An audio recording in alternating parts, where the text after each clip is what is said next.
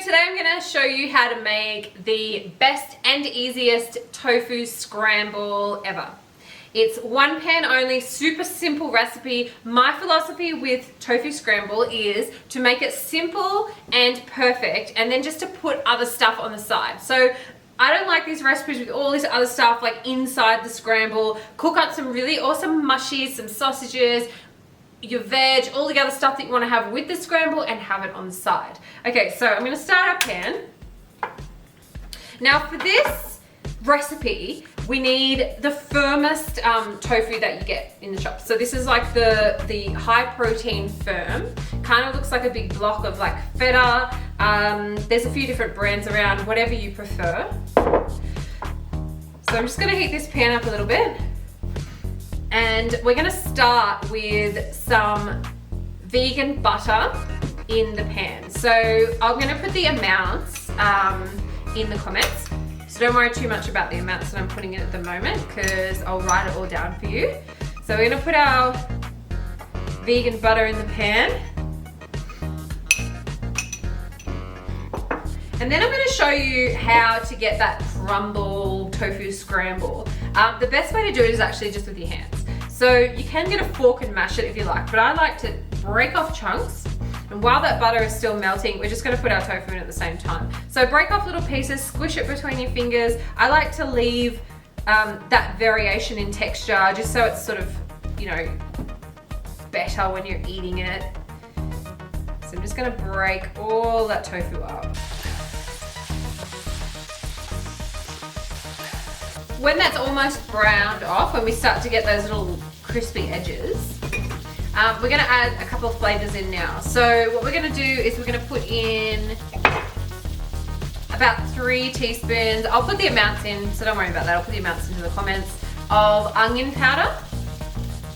We're going to put in some garlic powder.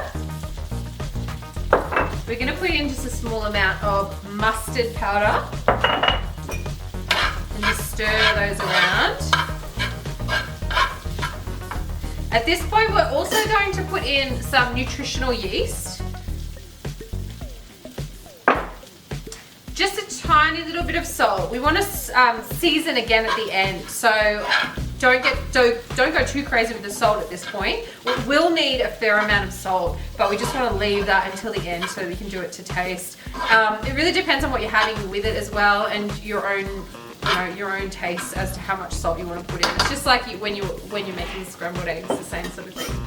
At this point as well, we're also going to put in flour. So I've just got plain flour here, but this recipe works with gluten-free flour as well. So just a gluten-free flour blend works fine as well. So if you need to have this as a gluten-free recipe, then just use gluten-free flour instead. So everything at the moment will look quite dry. We're just going to cook that off just to kind of toast those spices off just a little bit, get the flavors happening. So at this point, once we've had all that cooking off just a little bit in the pan for a while, we're going to start adding our liquid in. So what I have here is soy milk. You can use any dairy-free milk for this one.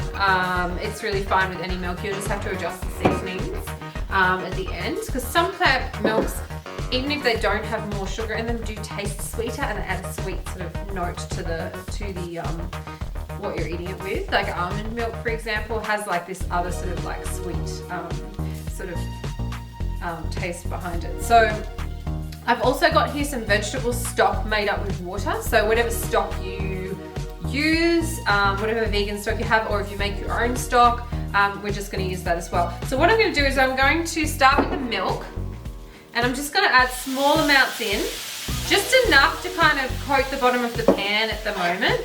So keep those 2 jugs nearby, and we're just going to slowly incorporate that liquid a little bit at a time.